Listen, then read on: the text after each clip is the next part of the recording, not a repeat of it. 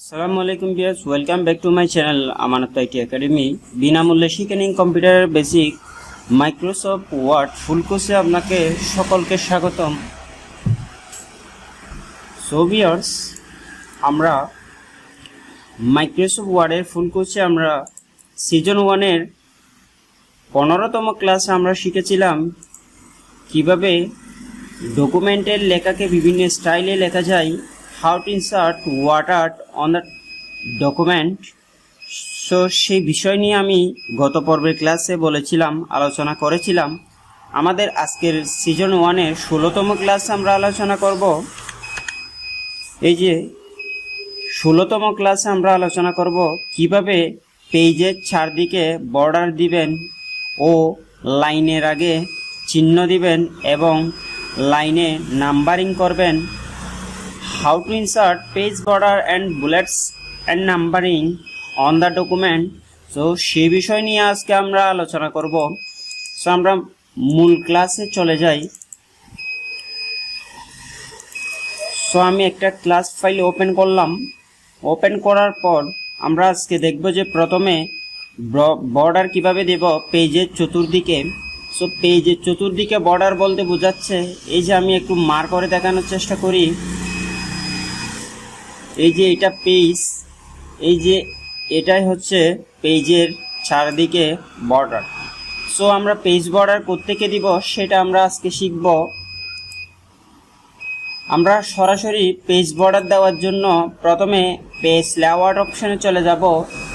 যেহেতু আমাদের Microsoft word home অবস্থানে অবস্থান করে, সেহেতু আমরা কোথায় চলে যাব, আমরা এই যে আমি একটু মার্ক করে দেখানোর চেষ্টা করি। পেজ লেআউটে চলে যাবেন, পেজ লেআউটে যাবেন, দেন পেজ লেআউটে ক্লিক করলাম। করার পর এই যে দেখুন একটা পেজ বর্ডার নামে অপশন রয়েছে, আমি একটু মার্ক করে দেখানোর চেষ্টা করি।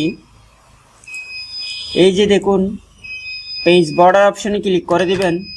সো আমি ক্লিক করে দিলাম, দেখুন পেজ বর্ডার বক্স চলে আসলো। সো এখানে আমরা দুইটা কাজ দেখব আজকে। একটি হচ্ছে বর্ডার, একটা হচ্ছে পেজ বর্ডার। এই দুইটি নিয়ে আমরা আলোচনা করব এবং এই দুটির মধ্যে আমরা শিখব স্টাইল, কালার, হোয়াইট আর্ট, এগুলা নিয়ে আমরা আজকে আলোচনা করব। সো প্রথমে আমরা যেহেতু পেজ বর্ডার অপশানে রয়েছি, সেহেতু আমরা পেজ বর্ডারেই দেখি। সো এই যে পাশে দেখুন, আর একটু মার্ক করে দেখানোর চেষ্টা করি। পাশে দেখুন এই যে এখানে কিন্তু প্রিন্ট প্রিভিউ দেখা যাবে, অর্থাৎ আমি যে বর্ডারটা দিব সেটা হচ্ছে এখানে শো করবে। সো লক্ষ্য করুন, এখন বর্তমান আমাদের নান অবস্থানে রয়েছে। আমরা একটা যদি এখান থেকে সিলেক্ট করে দিই, চুজ করে দিই বর্ডার, তাহলে দেখুন এখানে চলে আসলো। সো বর্ডারের যদি আমরা কালার দিতে, অর্থাৎ কালার দেওয়া প্রয়োজন মনে হয়, তাহলে আমরা এখান থেকে কালার ক্লিক করে দেবেন। আপনাদের প্রায়োরিটি অনুযায়ী কালার দিয়ে দিবেন। এরপর এখান থেকে আপনি হোয়াইট হাইট বাড়াতে পারবেন, অর্থাৎ বর্ডারের। এরপর আপনি ওকেতে ক্লিক করে দিলে দেখুন পেজের চতুর্দিকে কিন্তু আমি যখন পেন প্রিভিউতে যাব, দেখুন পেজের চতুর্দিকে কিন্তু আমাদের বর্ডার চলে আসলো। এই যে আমি একটু মার্ক করে দেখানোর চেষ্টা করি। এই যে দেখুন পেজের চতুর্দিকে কিন্তু বর্ডার চলে আসলো। সো আমরা পুনরায় পেজ বর্ডার অপশনে যাব। পেজ লেআউটে গিয়ে পেজ বর্ডার অপশনে যাব। পেজ বর্ডার অপশনে যাওয়ার পর আমরা স্টাইল দেখলাম, কালার দেখলাম, হোয়াইট দেখলাম এবং এই যে আর্ট জিনিস যেটা রয়েছে, আর্টের বিষয়টা আমি ক্লিয়ার করি। সো এই যে আর্ট অপশনের এই তীরে ক্লিক করবেন। তীরে ক্লিক করার পর দেখুন এখানে মাইক্রোসফট ওয়ার্ড কর্তৃক সিস্টেমে কিছু বর্ডার ওরা স্যাম্পল হিসাবে আমাদের দিয়েছে। সো সেগুলো আমরা ইউজ করতে পারি। এখান থেকে আপনার যেটা চয়েস, যেটা পছন্দ, সেটা আমরা ক্লিক করে ওকে দিবেন। দেখবেন যে চলে আসলো। কত সুন্দর একটি ফুলের বর্ডার কিন্তু চলে আসলো। সো আপনি এক পেজে দিলে, এখানে আপনার যদি আপনার ডকুমেন্টে যদি 600 পেজও থেকে থাকে, কোনো সমস্যা নাই, 600 পেজেই কিন্তু বর্ডারটা অটোমেটিক্যালি চলে যাবে। সো এই বর্ডারটা যদি, এই ফুলের বর্ডারটা যদি আপনি একটু হোয়াইট ছোটো করতে চান, এই যে এখানে হোয়াইটে এখানে আপনি কমিয়ে দিবেন বা বাড়িয়ে দিবেন, যার যেটা প্রয়োজন সেটা করে দিবেন, করে দিয়ে ওকে দিবেন। দেখুন বর্ডারের আয়তনটা হোয়াইটটা 5টা কিন্তু কমে গেছে।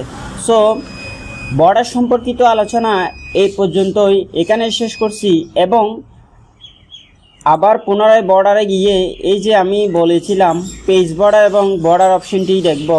আমরা যদি আবার পুনরায় বর্ডারটা উঠাই দিতে চাই, তাহলে আমরা নানে ক্লিক করে এই যে দেখুন 5 থেকে চলে গেল, ওকে ক্লিক করে দিলাম, চলে গেল। এবার আমরা বর্ডার অপশনটাই দেখব। সো অনলি বর্ডার অপশনটা দেখার জন্য অনলি বর্ডার যেটা, সেটা হচ্ছে কোনো নির্দিষ্ট লাইন বা ওয়ার্ডের উপর যদি আমরা বর্ডার অ্যাপ্লাই করতে চাই, সেক্ষেত্রে ওই লাইন বা ওয়ার্ডকে সেন্টেন্সকে আমাদের প্রথমে মার্ক করতে হবে। মার্ক করলাম, করার পর আমরা বর্ডার অপশনে গিয়ে বর্ডারে ক্লিক করে দিয়ে এখান থেকে আপনার চয়েস অনুযায়ী দিয়ে দিবেন ওকে। দেখুন আমি যে লাইনটি সিলেক্ট করছিলাম, ব্লক করছিলাম, সেটি কিন্তু বর্ডারের আওতায় চলে আসলো। সো পেজ বর্ডার এবং অনলি বর্ডার সম্পর্কিত আজকের আলোচনা এখানেই শেষ করছি, এবং আমরা নেক্সট ক্লাস টপিকে চলে যাই। কীভাবে পেজের চারদিকে বর্ডার দিব সেটা আমরা শিখলাম, এবং লাইনের আগে চিহ্ন বা নাম্বারিং কিভাবে করব সেটা আমরা দেখব। সো আমি কয়েকটা লাইনকে এখানে ভাগ করে ফেলি, কয়েকটা লাইন করে ফেলি।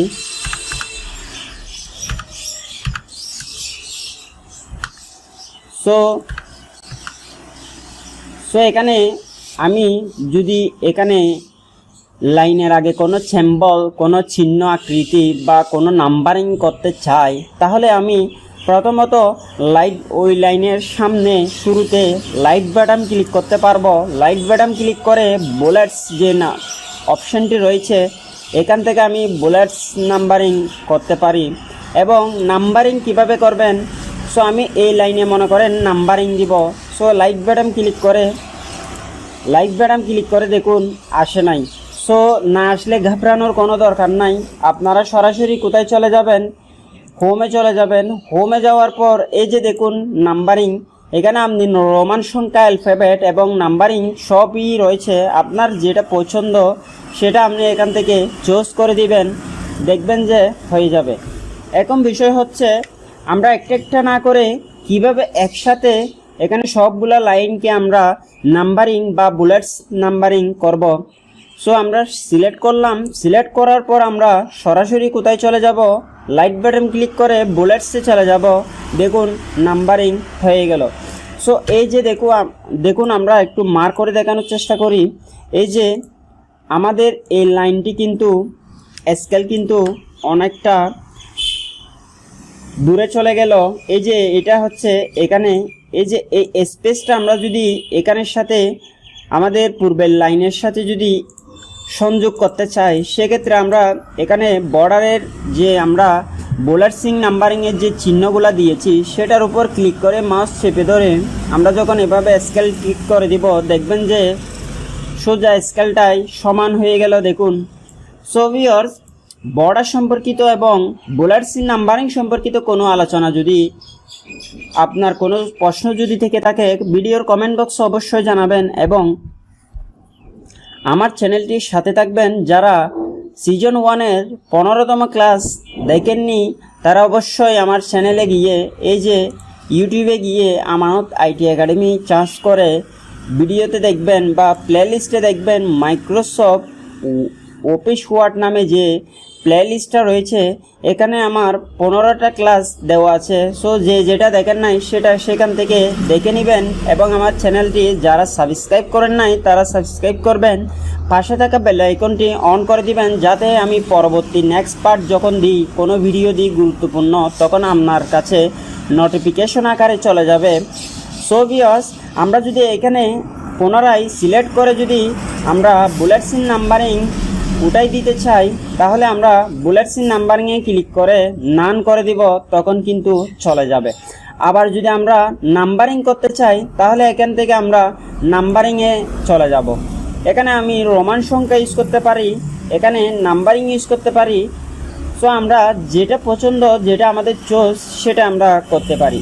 সো আজকের নাম্বারিং এবং বুলেটস নাম্বারিং এবং পেজ বর্ডার এবং বর্ডার এই 4টা বিষয়ে ক্লাস টপিক নিয়ে আমি আলোচনা করেছি। আশা করি আপনারা সকলেই বুঝতে পেরেছেন। সো কোনো কিছু যদি না বুঝে থাকেন ভিডিও কমেন্ট বক্সে অবশ্যই জানাবেন এবং আজকের ক্লাস এখানেই শেষ করছি। আসসালামু আলাইকুম।